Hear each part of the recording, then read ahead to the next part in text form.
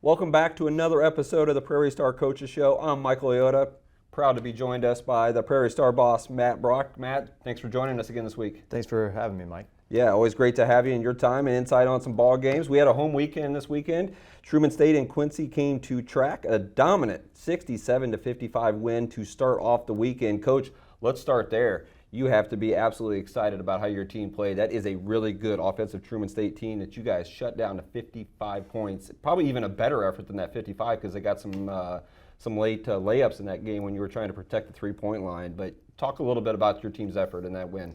Yeah, no, Truman is a really strong offensive team. Have been one of the best offenses in our league in the last 7 or 8 years. So preseason pick number 1, they returned 5 starters and 3 guards that can really shoot the three and 2 forwards that can shoot the three. So that was a big key for us. Was the three-point line, and we did a nice job. 6 for 23 or 31. I can't quite remember. 6 for 31. Yeah. 23 might have been the main guys. Yeah. So.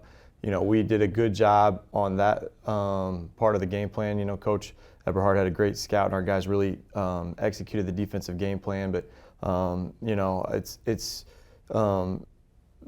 defense has been the thing that has kind of dictated our success, and to do that against that good of an offensive team was encouraging for us moving forward, and great that our guys responded that way. Yeah, good win there.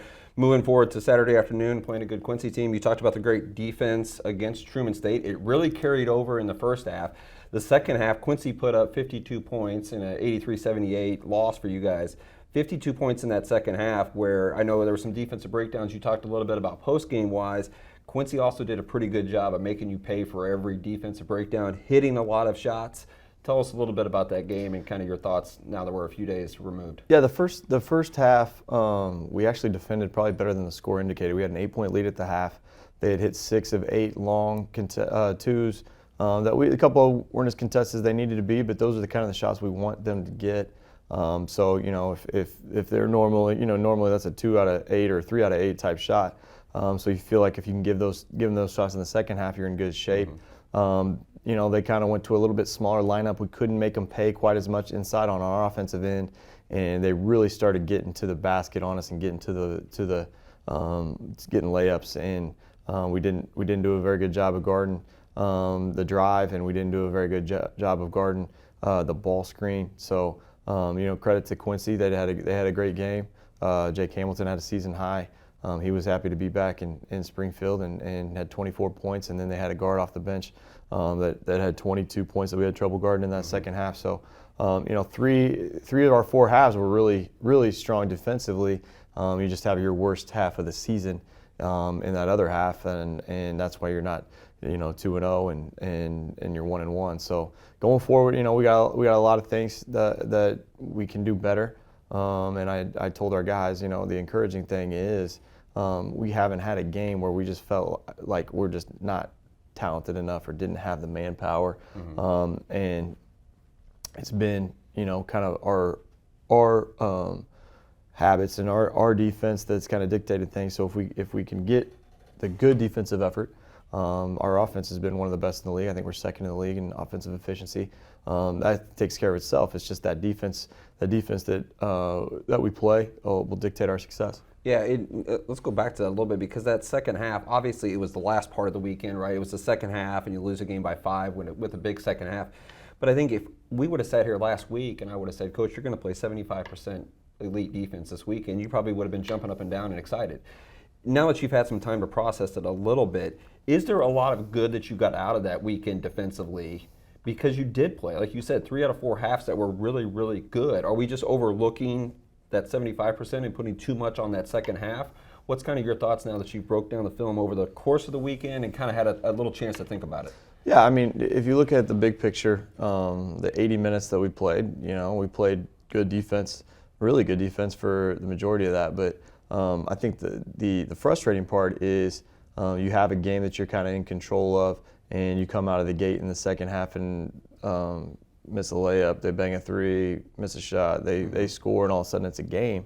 Instead of kind of stepping on the gas there with some defensive stops. So I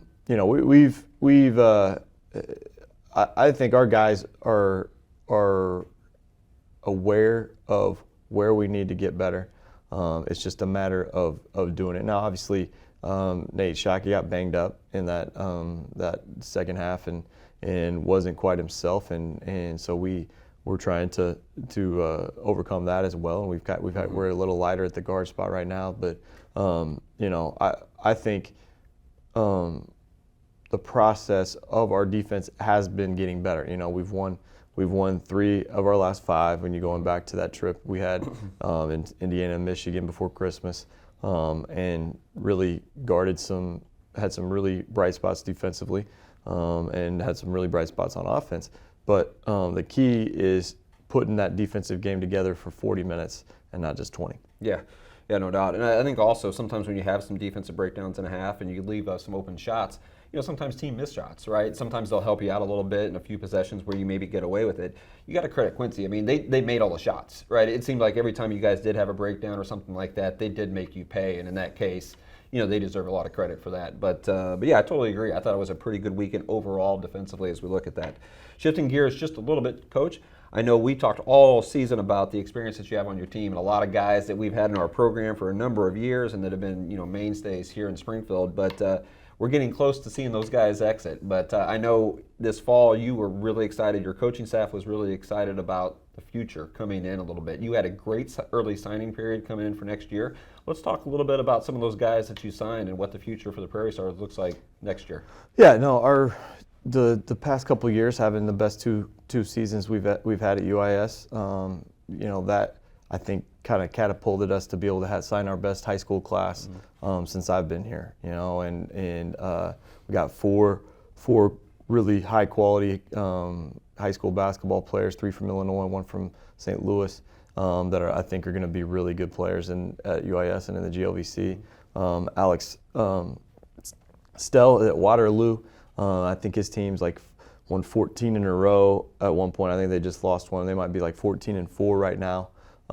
He's averaging 23 points, 15 rebounds, leading St. Louis in rebounding, one of the leaders in block shots. Last night he had 35 and 26. He's a 6'10". He's kind of like a 6'10". It reminds me a little bit of Jack Weber. He can pass it. He can score it. He's right-handed. He can shoot the 3 a little bit. So sorry, did you say 35 points, 26 rebounds? 35 and 26, yeah. So that'll do in Springfield. Yeah. So we're excited about him. We've got Lincoln Kester from Mount Zion, who's been a great team in the area the last few years. I think they made it to the Final Four last year. Yeah. He's averaging over 25 points a game, and they're off to another good start. Got their tight end prospect back playing the last couple weeks, so they're playing a little bit.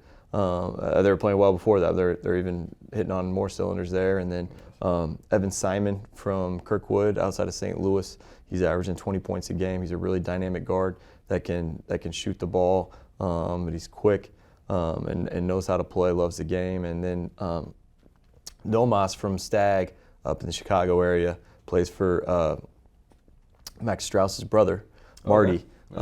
He's been out with a wrist injury, but he's a big physical kind of a Luka Doncic type guard. He's 6'6", 240. His parents are from Lithuania, came over here to the States, and so he's kind of got that workman's mentality and can dribble, shoot, and pass at a big body and play a lot of different positions. So excited about those guys. We obviously got some more guys to add here in the spring period, but really our coaching staff did a great job on the evaluation and on the getting these guys to UIS, and we're super excited for them. Yeah, nice. Sounds like the future is very bright in Springfield. Let's go back to present day here a little bit. Another road trip coming up at Southwest Baptist on Thursday night, and then at Rockhurst on Saturday. A little non-traditional for you guys. Usually when you make a KC trip, it's Jewel and Rockhurst. Now you've got to go to Bolivar and then up to Rockhurst, a couple tough places to play. Just a little briefly about this matchup, and maybe more so of what we can see out of the Stars to have a 2-0 weekend on the road. Yeah, no, well, Southwest Baptist is a tough place to play, as you said.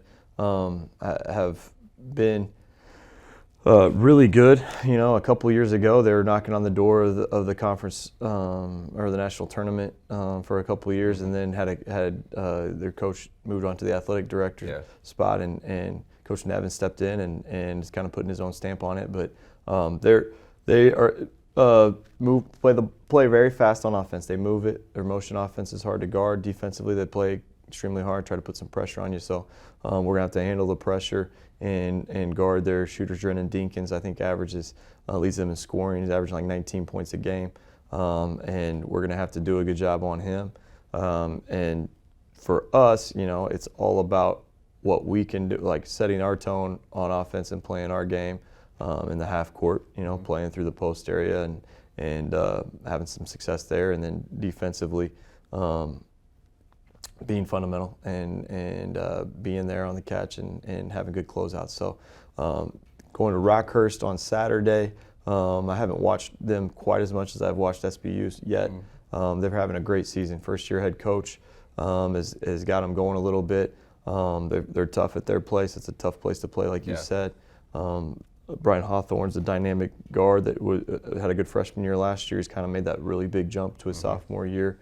We'll have to guard him, and they present some different problems. So every road trip in the GLVC is tough, and this one's not an exception to that rule. But we're gonna take it one game at a time and really focus on how we play and how we're doing the things that we've identified as our keys to us a little bit more than our opponents, what they're doing. Yeah, certainly a great opportunity this weekend. Like I said, Rocker is probably one of the bigger surprises in the GLVC, along with Missouri S&T, who we'll see when we come back here. But we'll be excited to follow you guys this weekend. Again, Stars will be in Bolivar to take on Southwest Baptist at Thursday night, approximately 7:30, and then on Saturday at Rockhurst for a 3 o'clock game. Coach Brock, thanks for joining us today. Best of luck this weekend. This has been the UIS Coaches Show.